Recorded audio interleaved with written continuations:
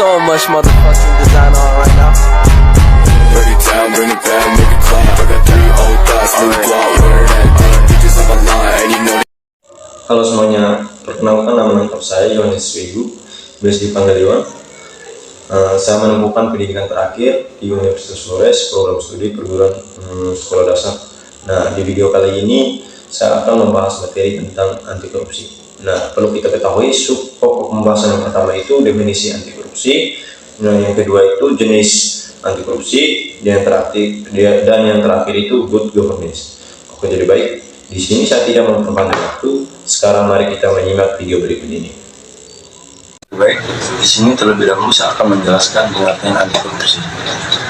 Oke, jadi secara umum pengertian anti korupsi adalah semua tindakan tidak jujur yang memanfaatkan jabatan atau kuasa untuk mendapatkan keuntungan bagi pribadi atau orang lain. Nah, seperti yang kita ketahui di Indonesia ini, tindak korupsi diatur dalam Undang-Undang Nomor 31 Tahun 1999 tentang pemberantasan tindak pidana korupsi. Nah, berdasarkan undang-undang tersebut, korupsi adalah setiap orang yang secara melawan hukum melakukan perbuatan memperkaya diri sendiri, orang lain, atau suatu korporasi yang dapat merugikan keuangan negara dan perekonomian negara. Oke, jadi baik, di sini saya akan membahas juga yang pada sub yang kedua itu tentang bentuk-bentuk korupsi. Nah, perlu kita ketahui dalam bentuk-bentuk korupsi ini banyak yang jadi permasalahan. Nah, yang pertama itu bentuk korupsi merugikan keuangan negara. Nah, perbuatannya itu secara melawan hukum melakukan perbuatan memperkaya diri sendiri atau orang lain atau korporasi. Nah, yang kedua itu dengan tujuan menguntungkan diri sendiri atau orang lain atau korporasi, menyalahgunakan kewenangan, kesempatan atau sarana yang ada. Nah, yang kedua itu suap menyuap. Nah, perbuatannya itu memberi atau menjanjikan sesuatu kepada pegawai negeri atau penyelenggaraan negara. Nah, dengan maksud mereka itu supaya perbuatan sesuatu atau tidak berbuat sesuatu dalam jabatannya. Nah, yang kedua itu memberi sesuatu kepada pegawai negeri atau penyelenggara negara karena atau berhubungan dengan kewajiban dilakukan atau tidak dilakukan dalam jabatannya. Nah, yang ketiga itu memberi hadiah atau janji kepada pegawai negeri. Nah, dengan tujuan itu mereka meningkatkan kekuasaan atau kewenangan yang melekat pada jabatan atau kedudukannya, atau oleh pemberian hadiah janji dianggap melekat pada jabatan atau kedudukan tersebut. Nah, yang keempat itu bagi pegawai negeri atau penyelenggara negara yang menerima pemberian atau janji. Dan yang keenam itu bagi pegawai negeri atau penyelenggara negara yang menerima hadiah atau janji padahal diketahui atau dipatut diduga bahwa hadiah atau janji tersebut diberikan untuk menggerakkan atau melakukan sesuatu atau tidak melakukan dalam jabatannya yang bertentangan dengan kewajiban tersebut. Yang ketujuh itu bagi pegawai negeri atau penyelenggara negara yang menerima hadiah padahal diketahui bahwa kita patut diduga bahwa hadiah tersebut diberikan sebagai akibat atau disebabkan karena telah melakukan sesuatu atau tindakan melakukan sesuatu dalam jabatan yang tersebut. Nah, itu jabatan tersebut itu bertentangan dengan kewajibannya. Nah, yang ke-8 itu bagi pegawai negeri atau penyelenggara negara yang menerima hadiah atau janji padahal kita ketahui atau patut diduga bahwa hadiah janji tersebut diberikan karena kekuasaan atau kewenangan yang berhubungan dengan jabatannya atau yang menurut pikiran seseorang yang memberikan hadiah tersebut dan janji dengan jabatannya itu memberi atau menjanjikan sesuatu kepada hakim dengan maksud untuk mempengaruhi putusan perkara. Yang berikut itu memberi atau menjanjikan sesuatu kepada advokat. Nah, yang artinya di sini bahwa itu mereka menghadiri sidang pengadilan dengan maksud untuk mempengaruhi nasihat atau pendapat yang akan diberikan berhubungan dengan perkara tersebut. Nah, yang berikut itu hakim yang menerima hadiah atau janji. Nah, pada dasarnya kita ketahui bahwa patut diduga bahwa hadiah atau janji tersebut diberikan untuk mempengaruhi keputusan perkara. Nah, yang ketiga itu bentuk korupsi itu penggelapan dalam jabatannya. Nah, yang artinya pegawai negeri atau orang selain pegawai negeri yang ditugaskan menjalankan suatu jabatan umum secara terus-menerus atau untuk sementara waktu dengan sengaja mereka itu menggelapkan uang atau surat yang berharga yang disimpan karena dengan sesuai jabatannya. Nah, dengan jabatannya, yang maksudnya itu uang atau surat berharga tersebut diambil atau digelapkan oleh orang lain atau pembantu dalam melakukan perbuatan tersebut. Nah, yang berikut itu pegawai negeri atau orang selain pegawai negeri yang ditugaskan untuk menjalankan suatu jabatan umum secara terus-menerus atau untuk sementara waktu dengan sengaja mereka itu memalsu buku-buku atau daftar-daftar yang kuasa untuk memberikan ke administrasi tersebut. Dan yang berikut itu perlu kita ketahui bahwa pegawai negeri atau orang selain pegawai negeri yang ditugaskan untuk menjalankan suatu jabatan umum tersebut secara terus-menerus atau untuk sementara waktu dengan sengaja mereka itu menggelapkan, merusakkan atau membuat tidak patut atau tidak dapat dipakai barang, surat atau daftar yang digunakan untuk meyakinkan atau membuktikan di muka pejabat yang berwenang. Nah, bahwa perlu kita ketahui yang dikuasai karena jabatannya. Nah, pegawai negeri atau orang selain pegawai negeri yang ditugaskan untuk menjalankan suatu jabatan umum.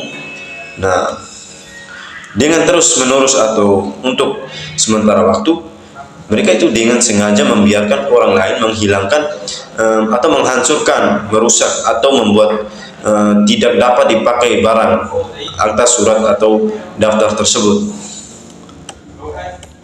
Nah, pegawai negeri atau orang selain pegawai negeri yang ditugaskan menjalankan suatu jabatan umum secara terus-menerus atau untuk sementara waktu. Nah, mereka itu dengan sengaja membuat orang lain menghilangkan atau menghancurkan, merusak atau membuat tidak dapat dipakai barang atau surat atau daftar tersebut.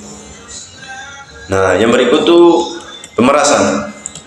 Nah, pemerasan itu yang artinya pegawai negeri atau penyelenggara negara yang dengan maksud menguntungkan diri sendiri atau orang lain secara melawan hukum atau dengan menyalahgunakan kekuasaan memaksa seseorang untuk memberikan sesuatu pembayar atau menerima pembayaran dengan potongan atau untuk mengerjakan sesuatu bagi diri sendiri. Dan yang berikut itu pegawai negeri atau penyelenggara negara yang pada waktu untuk menjalankan tugas meminta atau menerima pekerjaan atau penyerahan barang. Nah, seolah-olah mereka itu merupakan hutang kepada dirinya. Padahal kita ketahui bahwa hal tersebut bukan untuk merupakan hutang pribadinya. Nah, yang berikut itu pegawai negeri atau penyelenggara negara yang pada waktu untuk menjalankan tugas tersebut bahwa mereka itu meminta atau menerima atau memotong pembayaran kepada pegawai negeri atau penyelenggara negara yang lain atau kepada kas umum. Nah, yang artinya mereka itu seolah pegawai negeri atau penyelenggara negara yang lain atau kas umum tersebut mempunyai utang kepadanya. Padahal hal tersebut bukan utang. Nah, yang kelima itu perbuatan curang. Nah, perlu kita ketahui bahwa hal yang pertama itu mereka memborong ahli bangunan yang pada waktunya membuat bangunan atau penjual bahan bangunan yang pada waktunya menyerahkan bahwa bangunan atau melakukan perbuatan orang yang membahayakan keamanan orang atau barang atau keselamatan negara dalam keadaan perang tersebut. Dan yang berikut itu perlu kita ketahui dengan cara-cara pemberantasan korupsi di Indonesia. Itu yang pertama tuh represif. Nah, strategi represif dilakukan dengan cara KPK menyeret koruptor ke pengadilan dan membacakan tuntutan serta menghadirkan para saksi beserta alat bukti yang menguatkannya. Yang kedua itu perbaikan sistem. Nah, dalam strategi perbaikan sistem, KPK memberikan rekomendasi kepada kementerian atau lembaga terkait untuk melakukan langkah-langkah perbaikan. Dan selain itu, strategi ini juga dilakukan melalui penaatan layanan publik, melalui koordinasi dan supervisi pencegahan serta mendorong transparansi yang penyelenggaraan negara. Nah, untuk itu, untuk mendorong transparansi penyelenggaraan negara, KPK menerima LHKPN dan verifikasi. Nah, yang berikut, edukasi dan kampanye. Perlu kita ketahui bahwa edukasi dan kampanye dilakukan sebagai bagian dari pencegahan dan memiliki peran strategis dalam pemberantasan korupsi. Melalui edukasi ini, kampanye, KPK meningkatkan kesadaran masyarakat mengenai dampak korupsi, mengajak masyarakat untuk terlibat dalam gerakan pemberantasan korupsi, serta membangunkan perilaku dan budaya anti korupsi. Kegiatan edukasi dan kampanye ini sebaiknya dilakukan tidak hanya kepada mahasiswa dan masyarakat umum, tetapi dimulai dari anak usia dini, taman kanak-kanak, dan sekolah dasar. Nah, perlu kita ketahui juga bahwa di sini ada anti korupsi. Ya, kita perlu menjelaskan anti korupsi merupakan kebijakan untuk mencegah dan menghilangkan peluang bagi perkembangannya korupsi. Pencegahannya dimaksud adalah bagaimana meningkatkan kesadaran individu untuk tindak melakukan korupsi dan bagaimana menyelamatkan uang dan aset negara. Menurut Mahkamah, peluang bagi perkembangannya korupsi dapat dihilangkan dengan cara melakukan perbaikan sistem atau hukum dan kelembagaan dan perbaikan manusianya. Nah, dalam hal ini, perbaikan sistem langkah-langkah anti korupsi mencakupi yang pertama itu memperbaiki peraturan perundangan yang berlaku untuk mengantisipasi perkembangnya korupsi dan menutup celah hukum atau pasal-pasal karet yang sering dikoruptor. Nah, yang kedua itu memperbaiki cara kerja pemerintah atau birokrasi menjadi sederhana dan efisien. Perlu kita ketahui juga yang ketiga itu memisahkan secara tegas kepemilikan negara dan kepemilikan pribadi, serta memberikan aturan yang jelas tentang penggunaan fasilitas negara untuk kepentingan umum dan penggunanya untuk kepentingan pribadi. Nah, yang keempat itu menegakkan etika profesi dan tata tertib lembaga dengan memberi sanksi secara tegas. Penerapan prinsip dan good governance, mengoptimalkan pemanfaatan teknologi dan memperkecil terjadinya human error. Nah, berkaitan dengan perbaikan manusia, langkah-langkah anti korupsi meliputi yang pertama itu memperbaiki moral manusia sebagai umat beriman, yaitu dengan mengoptimalkan peran agama dan memberantas korupsi. Artinya bahwa pemuka agama berusaha mempererat ikatan emosional antara agama dan dengan umatnya, menyatakan dengan tegas bahwa korupsi merupakan perbuatan tercela, mengajak masyarakat untuk menjatuhkan diri dari segala bentuk perilaku korupsi dan menumbuhkan keberanian masyarakat untuk melawan korupsi. Yang berikut juga itu kita menjelaskan bahwa perbaikan moral bangsa, yakni mengalihkan loyalitas keluarga, klan, suku, dan etnik ke loyalitas bangsa. Yang ketiga itu meningkatkan kesadaran hukum individu dan masyarakat melalui sosialisasi dan pendidikan anti korupsi. Yang keempat itu mengentaskan kemiskinan melalui peningkatan kesejahteraan, dan yang kelima itu memiliki kepemimpinan di semua level yang bersih, jujur, anti korupsi, peduli, cepat tanggap, dan dapat menjadi teladan bagi yang dipimpin.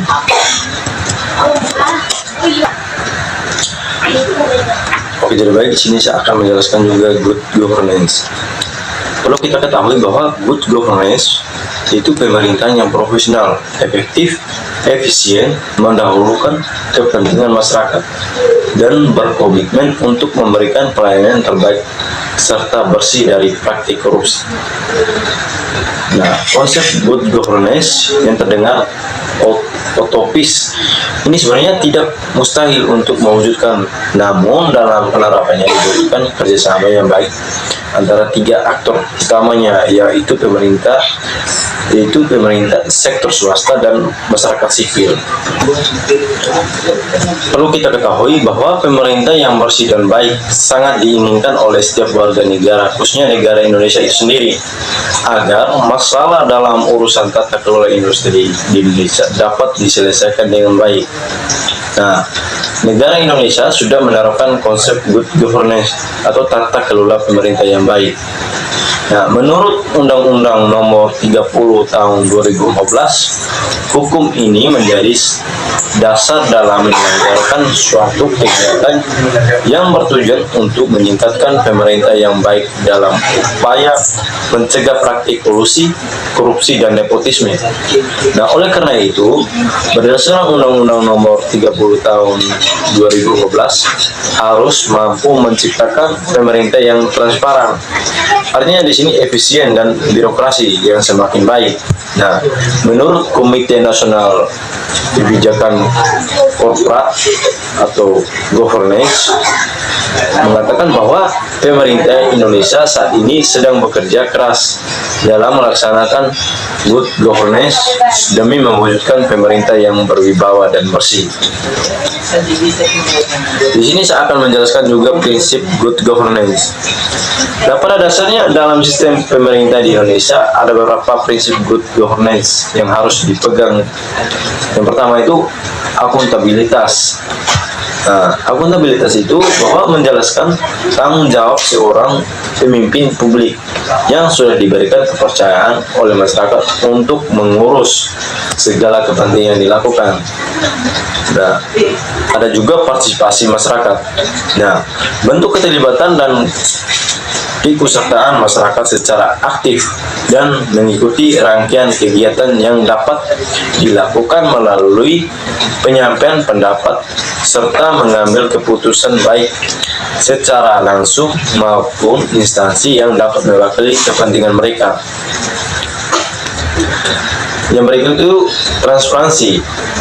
Nah, suatu prinsip dasar yang dibangun untuk mendapatkan informasi tentang kepentingan umum baik secara langsung dan dapat diukur dengan berdasarkan sulitnya akses masyarakat terhadap informasi.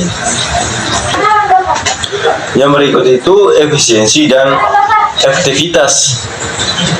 Prinsip dasar yang harus diterapkan agar pelayanan terhadap publik menjadi semakin baik dengan memandu setiap kegiatan dan proses kelembagaan dalam upaya mendapatkan apa yang benar-benar dibutuhkan. Nah, yang kelima itu kesetaraan. Nah, prinsip ini dapat diartikan dengan memberikan pelayanan dan perlakuan kepada publik tanpa membeda-bedakan. Seluruh masyarakat memiliki kesempatan untuk meningkatkan kualitas hidup atau dapat mempertahankan kesejahteraannya. Tegaknya supremasi hukum atau rule of law. Dalam proses politik, masyarakat membutuhkan metode dan aturan hukum dalam pembuatan kebijakan publik demi mewujudkan pemerintah yang baik. Kerangka hukum seharusnya bersifat tidak melihat dan tidak berdiskriminatif, termasuk hukum yang berkaitan dengan hak asasi manusia. Yang berikut itu visi strategi.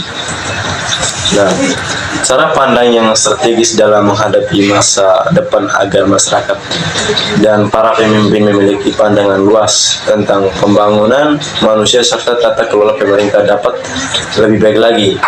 Nah, yang kedelapan itu responsif. Nah, dalam prinsip ini, setiap lembaga harus berkomitmen untuk memberikan pelayanan yang maksimal kepada berbagai pihak yang berkepentingan. Nah, yang kesembilan itu berorientasi pada konsensus.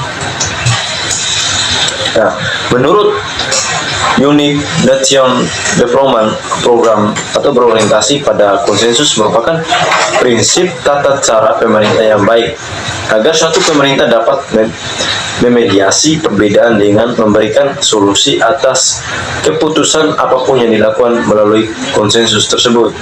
Nah, di sini ada ciri-ciri good governance. Menurut konsep kebijakan dari Unit Nation Development Program atau biasa disebut UNDP, itu menjelaskan bahwa lebih jauh lagi mengenai ciri-ciri good governance.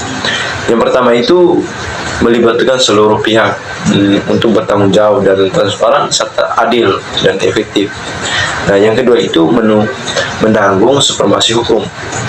Yang ketiga, memastikan bahwa prioritas sosial, politik, dan ekonomi berdasarkan pada konsensus komunitas. Nah, yang keempat, kepentingan kelompok miskin dan tertinggal selalu diperhitungkan dalam proses pengembalian keputusan untuk alokasi sumber daya pembangunan.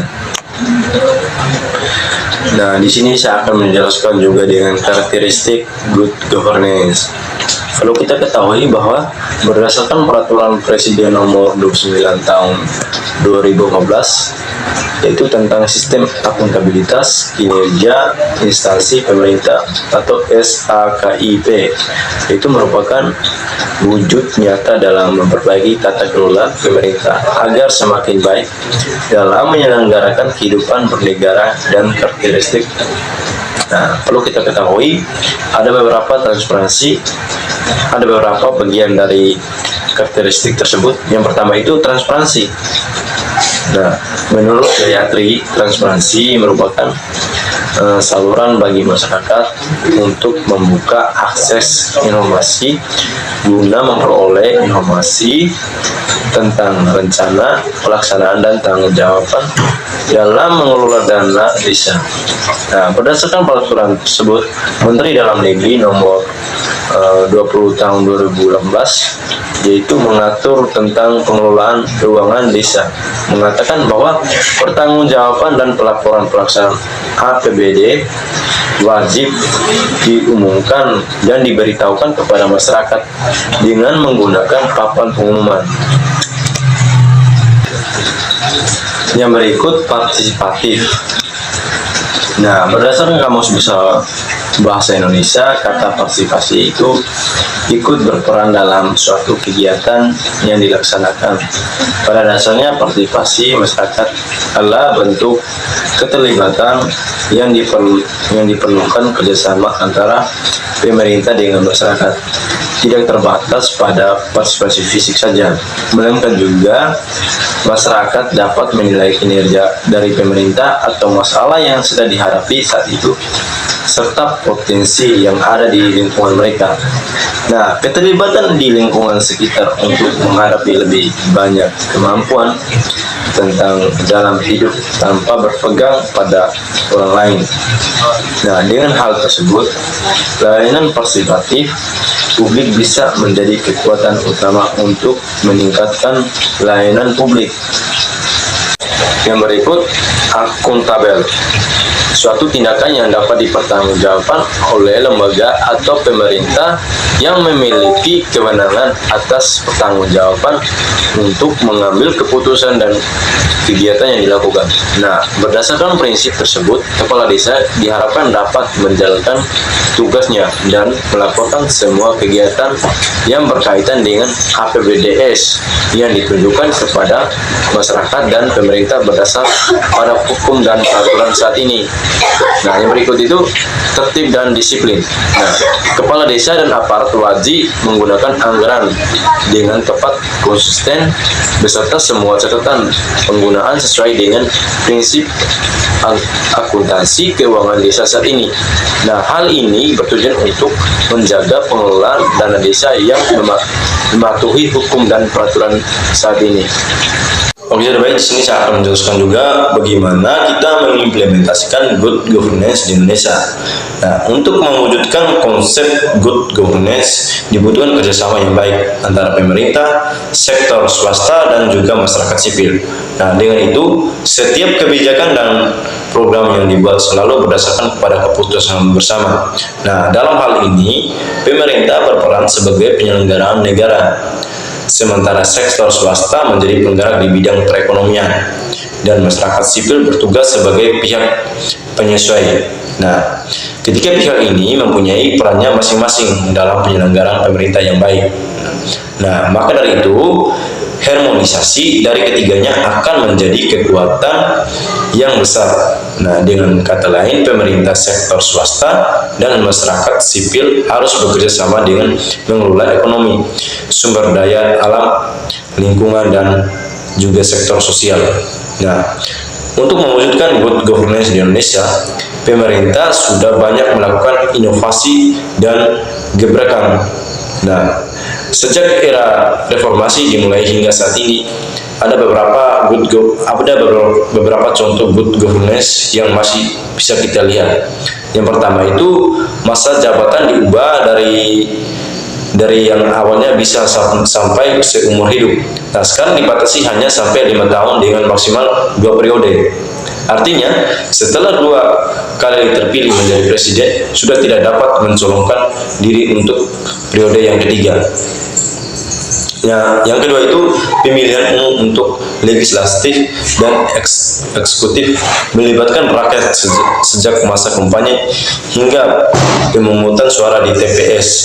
Ini berbeda dengan zaman dulu di mana pemilu diwakilkan oleh anggota DPR. Nah, yang ketiga itu mengubah sistem penerimaan pegawai negeri sipil menjadi terbuka dengan tes CPNS. Nah, tes ini dapat diikuti oleh seluruh warga negara Indonesia yang memenuhi persyaratan. Nah, zaman dulu PNS sangat kental dengan praktik nepotisme, sehingga jika ada satu anggota keluarga yang menjadi PNS, nah anggota keluarga yang lain bisa ikut jadi PNS. Nah, yang keempat, APBN. Nah, dibuat transparan untuk mencegah terjadinya korupsi pada dana APBN. Nah, dengan begini masyarakat serta semua pihak dapat mengawasi serta melakukan audit terhadap penggunaan APBN oleh pemerintah. Nah, yang kelima itu pembentuk Komisi Pemberantasan Korupsi (KPK) yang bertugas memberantas korupsi di lembaga eksekutif dan legislatif baik pusat maupun daerah. KPK menjadi lini pertahanan sekaligus penyerangan negara dalam memerangi praktik korupsi di negara ini. Baik, di sini saya akan menjelaskan juga permasalahan good governance di Indonesia. Nah, usaha pemerintah mewujudkan good governance seperti contoh-contoh atas patut mendapatkan pujian dan apresiasi. Akan tetapi bukan berarti pemerintahan di Indonesia sudah terbebas dari permasalahan.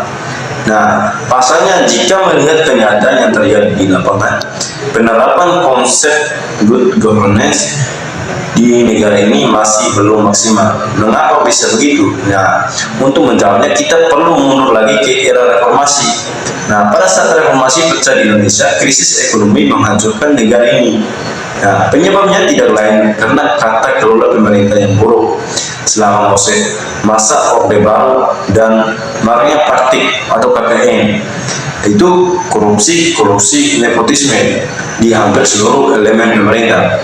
Nah, sebagaimana dampaknya, kualitas pelayanan masyarakat tidak diperhatikan dengan baik. Bahkan masyarakat seolah dipandang sebelah mata.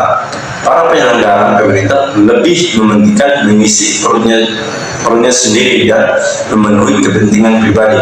Nah, hal ini kemudian berpengaruh pada terhambatnya proses pembangunan. angka kriminalitas meningkat, jumlah pengangguran dan penduduk makin miskin terus bertambah, tingkat keselamatan masyarakat menurun, kualitas pendidikan semakin menurun. Nah, hingga memicu konflik di berbagai daerah. Nah, 24 tahun berlalu, permasalahan-permasalahan tersebut masih belum hilang sepenuhnya di negeri ini. Sekalipun pemerintah telah menjadikan good governance sebagai landasan penyelenggaraan pemerintah, sayangnya good governance Indonesia masih memiliki beberapa permasalahan. Yang pertama itu reformasi birokrasi yang direncanakan dan dikerjakan oleh pemerintah masih belum dapat memenuhi tuntutan kebutuhan masyarakat. Nah, yang kedua, masih banyak masalah ditemukan dalam proses pencarian keputusan akhir atau penyelesaian berbagai perkara yang ada di Indonesia. Dan yang ketiga itu, masih ditemukan adanya praktik penyalahgunaan serta pelanggaran wewenang. Angka korupsi, kolusi, dan nepotisme masih tinggi, dan masih lamanya pengadaan kontrol juga pengendalian kerja aparatur pemerintah. Nah, ada yang keempat, masyarakat semakin antusias untuk ikut sambil bagian dalam pembuatan serta mengimplementasikan kebijakan publik. Selain itu, tuntutan masyarakat kepada pemerintah pun semakin tinggi. Nah, yang kelima, masyarakat semakin menuntut pemerintah untuk melaksanakan prinsip-prinsip good governance agar tata kelola pemerintah dapat semakin membaik. Yang keenam, sistem kelembagaan serta tata kelola pemerintah di daerah masih belum memadai hingga memicu rendahnya kinerja sumber daya aparatur pemerintah di daerah. Nah, salah satu permasalahan utama dalam penerapan good governance di Indonesia adalah kurangnya transparansi. Padahal transparansi sendiri merupakan syarat pokok dari good governance. Jadi, banyak apapun upaya yang dilakukan oleh pemerintah dalam mewujudkan good governance akan sulit diketahui dan dinilai oleh masyarakat. Oke, jadi baik. Itu saja penjelasan singkat materi dari saya. Semoga apa yang saya jelaskan dari definisi anti korupsi, jenis sulit, dan yang terakhir itu good governance. Semoga apa yang saya jelaskan kita semua dapat paham. Mungkin kurang dan lebih dari saya itu saja. Sekian dan terima kasih.